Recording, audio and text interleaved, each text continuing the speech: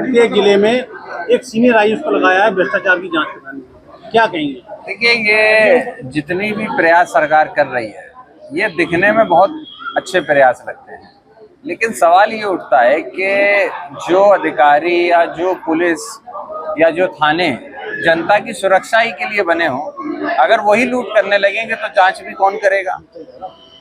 आज सरकार प्रदेश की और मुख्यमंत्री जी लगातार ये जनता को दिखाना चाहते हैं हम भ्रष्टाचार के खिलाफ हैं, लेकिन उन्हीं की सरकार में कितने बड़े बड़े भ्रष्टाचार प्रदेश के अंदर हो रहे हैं, कितने बड़े बड़े अधिकारी, उनकी नाक के नीचे के अधिकारी किस तरीके के भ्रष्टाचार में लिप्त हो रहे हैं, फंस रहे हैं, फरार हो रहे हैं।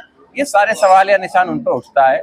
और मैं यही कह सकता हूँ, चुनाव आने वाले हैं और चुनाव को देखते हुए, क्योंकि आदरणीय अखिलेश यादव जी ने पीडीए का नारा दिया, उसकी वजह से जो परिवर्तन प्रदेश और देश के अंदर दिखा है, उससे घबरा के कहीं ना कहीं मौजूदा सरकार ये सारे दावे कर रही है। प्रधानमंत्री कह रहे हैं कि मेरे खून में सिंदूर दौड़ रहा है, ब्लड नहीं दौड़ रहा।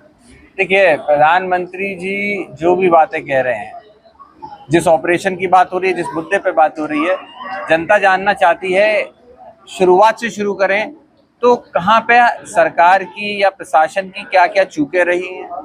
आज जो मुख्य सवाल है उनका जवाब नहीं दे रहे हैं प्रधानमंत्री जी, इधर उधर की बात कर रहे हैं।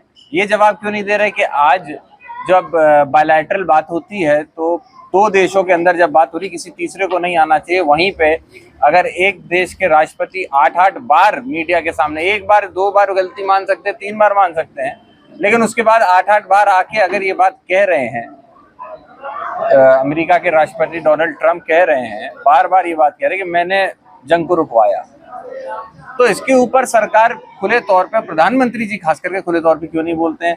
जब ऑल पार्टी की मीटिंग होती है, उन मीटिंगों में आना, अपने पार्टी के सभी जो साथी हैं उनको संतोषजनक जवाब उनके सवालों का देने से क्यों भाग रहे हैं प्रधानमंत्री जी? और जब बात आती है तो जनता में जाके एक प्रोपेगेंडा फैलाने के लिए वो ऐसे डायलॉग और ऐसी भाषा और ऐसी पिक्चर के डायलॉगों को इस्तेमाल करने का काम करते हैं। ये जनता को भ्रमित करने की बात है। देश की सरकार कह रही है पहलगाम हमले का मैंने बदला लिया है। देखिए, श्रेय पहलगाम हमले का बदला लिया नहीं लिया गया, ये अभी भी सवाल निशान है। क्या हम आपसे पूछना चाहते हैं, आपके माध्यम से पूछना चाहते हैं, क्या सारे आतंकवादी पकड़े गए जिन्होंने वहां पे बर्बरता से बेकसूर लोगों की जान ली थी? नहीं पकड़े गए हैं। क्या चूक सरकार ने, प्रशासन ने, या जिनकी भी चूक रही इस हमले के पीछे, क्या उन लोगों ने जिम्मेदारी ली कि हमारी चूक थी? नहीं ली गई। जिम्मेदारियां कोई कहीं नहीं ले रहा है, श्रेय सबको लेना है, और श्रेय सिर्फ और सिर्फ भारत की, इस देश की सेना को और वो सभी हमारे जाबाज सिपाही जो लड़े हैं, अपने देश के बेकसूर लोगों की जान जिनके गए, उनके बदले के लिए लड़े हैं, उनको श्रेय जाता है। इसका श्रेय ना ही किसी सरकार, ना ही किसी पार्टी को, सीधे तौर पे देश के हमारे जितने जाबाज सिपाही थे उनको जाता है। केंद्र की सरकार जो है ऑपरेशन सिंदूर को सफल मानती हुई तिरंगा यात्रा निकाली, किस तरीके से देखते हैं आप? देखिए, तिरंगा, अगेन वही बात कहूंगा, ये सब पूरी तरीके से पब्लिसाइज करने का प्रयास है, श्रेय लेने का प्रयास है। जनता भारतीय जनता पार्टी के मंसूबों को समझ चुकी है, जान चुकी है कि भ्रमित करो और एजेंडे से भटकाइए और राजनीति करिए, इसके अलावा कोई उनका एजेंडा नहीं रहेगा। रामजीलाल सुमन को एमएलए कोर्ट से राहत मिली जी, रामजीलाल सुमन जी को एमएलए कोर्ट से राहत मिली है। उन्होंने बताया कि उन्होंने जो इतिहास था उसका पालन किया। जी, देखिए, पहले भी इस बात को तो वहीं खत्म हो जाना चाहिए था जब स्पीकर ने कह दिया, संसद के, राज्यसभा के स्पीकर ने कह दिया कि भाई इस बात को हम कार्रवाई से निकालते हैं, तो जब निकल गई थी तभी इसका खत्म होना चाहिए था। लेकिन अगेन उसमें भी फिर से भारतीय जनता पार्टी राजनीतिक रोटी सेकने के चक्कर में उसको इतना बड़ा तूल दिया गया, और तूल देने के बाद जब ये कोर्ट के सामने पेश हुआ तो कोर्ट ने इस चीज को समझा। उन्होंने जो बात कही थी वो कहीं ना कहीं इतिहास को देखते हुए उन्होंने बात को कहा, उस बात को रखा। अगर स्पीकर साहब को आपत्तिजनक लगा, उन्होंने हटाया, ये उनका निर्णय था। तो इसमें दूसरे तरीके से राजनीति करना छोड़ना चाहिए। मैं समझता हूँ भारतीय जनता पार्टी को जनता की जो समस्याएं हैं, जो मुद्दे हैं, बेरोजगारी, भ्रष्टाचार, बढ़ती महंगाई, इन पे कहीं ना कहीं नकेल कसनी चाहिए। इस तरीके से समाजवादी पार्टी स्टैंड लेगी जो पहलगाम हमला हुआ? नहीं, देखिए, समाजवादी पार्टी अग्रेसिवली आगे बढ़ के जो सवाल हैं जनता के, उन लोगों के, उन परिवारों के जिन्होंने अपनों को खोया है, उन सवालों को केंद्र में लाते हुए लोकसभा के अंदर उठाने का हम लोग काम करेंगे।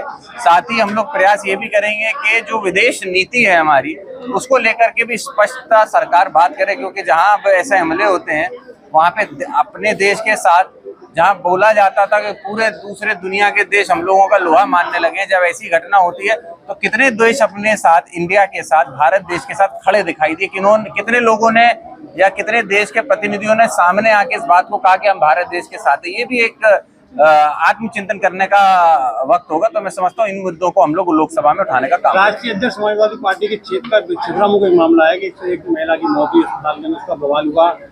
देखिए वहाँ पे भी वही है। उसके बाद अभी बदायूं के अंदर भी हमारे यहाँ पे स्थिति खराब हुई थी, एक एम्बुलेंस की सेवा थी, वो नहीं पहुंच पाई, महिला वहीं पे खत्म हो गई। तो ये सारी चीजें सरकार को देखनी चाहिए। मैं समझता हूँ विपक्ष में रहते हुए हम लोग इन चीजों को उठा सकते हैं, लेकिन इन पे कार्रवाई होनी नहीं होनी ये सरकार करनी है।